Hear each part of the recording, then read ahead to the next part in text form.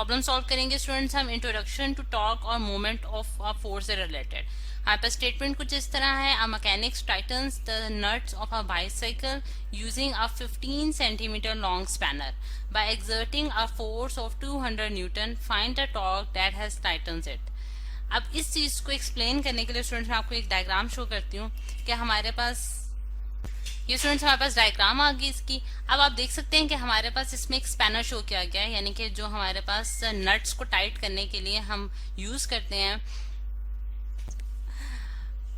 Students ये हमारे पास wrench कहलाता है उर्दू जबान में। आप देख सकते हैं कि हम इसके जरिए जो है वो नट्स जो है वो टाइट करते हैं। अब यहाँ भी एक जो मैकेनिक है वो टाइट कर रहा है नट्स को बाईसाइकिल के by using a spanner of 15 centimetre long. अब यहाँ जो इसका यानी कि आप देख सकते हैं कि हम इसके जो सेंटर पॉइंट जिसे मैंने ओ से डिनोट किया वहां से लेके उस पॉइंट तक जहां हमने उसकी फोर्स अप्लाई किया वहां तक जो डिस्टेंस आ रहा है स्टूडेंट्स वो हमारे पास कितना आ रहा है, इस पॉइंट से लेके इस पॉइंट तक यानी कि ओ से लेके एफ पॉइंट तक जहां हमने फोर्स अप्लाई किया तो हमारे पास डिस्टेंस मैंने आर से डिनोट कर दिया। अब इस तरह हमें ये मालूम हो गया कि आर जो है वो हमारे पास कितना है 15 सेंटीमीटर, यानी कि जिस लॉन्ग जो इसकी लेंथ है यानी कि नट के सेंटर से लेके उसके एंड तक जहां हमने फोर्स अप्लाई किया वो कितनी है स्टूडेंट्स 15 सेंटीमीटर की है। और जो फोर्स हमने इसके ऊपर एक्सर्ट किया है अगर मैं एफ से ही डिनोट कर रही हूँ तो वो हमारे पास कितनी है स्टूडेंट्स 200 न्यूटन है। और हमने क्या फाइंड आउट करना है, टॉर्क फाइंड आउट करना है। अब क्योंकि हम जानते हैं स्टूडेंट्स कि अगर हम इस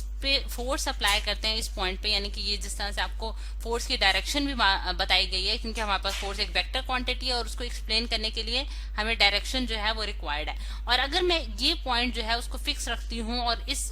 स्पैनर को जो है वो उस पर फोर्स एक्सर्ट करती हूँ इस डायरेक्शन में, तो मैं जानती हूँ कि मेरे पास क्या होगा कि स्टूडेंट्स ये जो है ये रोटेट करेगा, यानी कि इसमें जो है इसमें कुछ टर्निंग इफेक्ट प्रोड्यूस होगा जिसे मैं डॉटिंग लाइन से शो कर रही हूँ। अब जैसे ही अपनी डायरेक्शन से मूव करेगा और टर्न करेगा स्टूडेंट्स, तो ये जो टर्निंग इफेक्ट है जो कि फोर्स ने प्रोड्यूस किया है ये हमारे पास क्या कहलाता है स्टूडेंट्स, टॉर्क कहलाता है। और टॉर्क के बारे में जो है वो हमने पढ़ रखा है। अगर अब इसको ये हमारे पास स्टूडेंट्स डाटा कंप्लीट हो गया, अब सोल्यूशन की तरफ हम आते हैं और सोल्यूशन में हम उसका फॉर्मूला जो है वो लिखेंगे। अब सोल्यूशन देखें स्टूडेंट्स हम इसका, तो हम जानते हैं कि हमारे पास सोल्यूशन जो है वो उसमें हमने पढ़ रखा है कि टॉर्क जो है वो हमारे पास फोर्स और मोमेंट आर्म का क्रॉस प्रोडक्ट होता है, यानी कि F इंटू आर जो है वो हमारे पास क्या बनाता है स्टूडेंट्स, टॉर्क बनाता है। ठीक, अब जो टॉर्क स्टूडेंट्स इस पे एक्सर्ट होगा यानी कि उसकी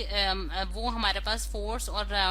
मोमेंट आर्म जिसे हम मोमेंट आर्म जो है वो स्टूडेंट्स हमारे पास जो है वो परपेंडिकुलर डिस्टेंस होता है। जैसा कि अब मैं यहाँ एक पर्पल लाइन से भी इसको दोबारा से शो करने जा रही हूँ कि आप देख सकते हैं कि अगर फोर्स की जो वेक्टर है वो हमारे पास इस डायरेक्शन में है जो कि ग्रीन कलर से शो किया जा रहा है, ये ग्रीन कलर से जो वेक्टर शो किया गया है ये हमारे पास फोर्स का वेक्टर हो गया स्टूडेंट्स, और ये जो पर्पल लाइन से शो किया गया ये हमारे पास मोमेंट आर्म है जो कि बेसिकली एक परपेंडिकुलर डिस्टेंस होता है। और ये परपेंडिकुलर किस तरह से होता है कि ये फोर्स और ये वाली जो लाइन है इसके दरमियान जो एंगल है वो 90 का बन रहा होता है। ठीक, तो यानी कि स्पैनर के जो आप देख सकते हैं जिस सेंटर पे हमने मतलब कि आपने उसको रोटेट कराना है, नट को रोटेट कराना है जिसे हमने ओ पॉइंट कहा है, वहां से लेके फोर्स तक का डिस्टेंस जो है वो हमारे पास मोमेंट आर्म कहलाएगा जो कि हमारे पास 15 सेंटीमीटर के बराबर है। अब जब हम वैल्यूज पुट करने लगेंगे स्टूडेंट्स तो अगेन हमें ये देखना है कि हमारे पास जो डाटा गिवन है कि उसमें सारी वैल्यूज हमें क्या ऐसा यूनिट में मालूम है या नहीं मालूम। तो इस चीज को देखने के लिए हम क्या करेंगे स्टूडेंट्स, अगर मैं यहाँ से रेस कर लेती हूँ और यहाँ हम उसकी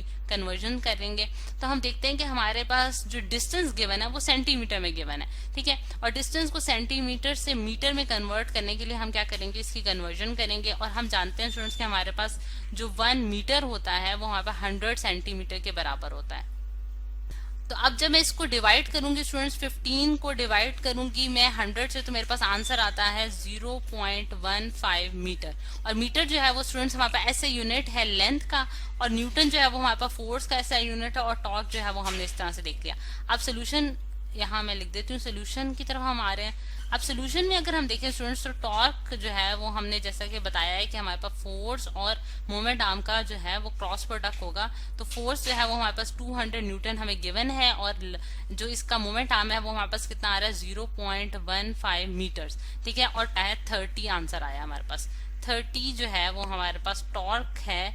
जो कि इस पे एग्जर्ट हो रहा है, और टॉर्क का जो यूनिट है स्टूडेंट्स वो है हमारे पास न्यूटन मीटर, यानी कि फोर्स का यूनिट हमारे पास न्यूटन है और आर जो है वो मीटर्स में मेजर किया गया है, तो इस वजह से हमारे पास क्या आंसर बन गया 30 न्यूटन मीटर। ठीक, तो ये है स्टूडेंट्स हमारे पास जो टॉर्क यानी कि जो टर्निंग इफेक्ट जो कि फोर्स ने प्रोड्यूस किया है, जो कि इस नट को जो है वो क्या कर देगा, टाइट कर देगा हमारे पास। ठीक है, नट को टाइट कर देगा with the help of a spanner.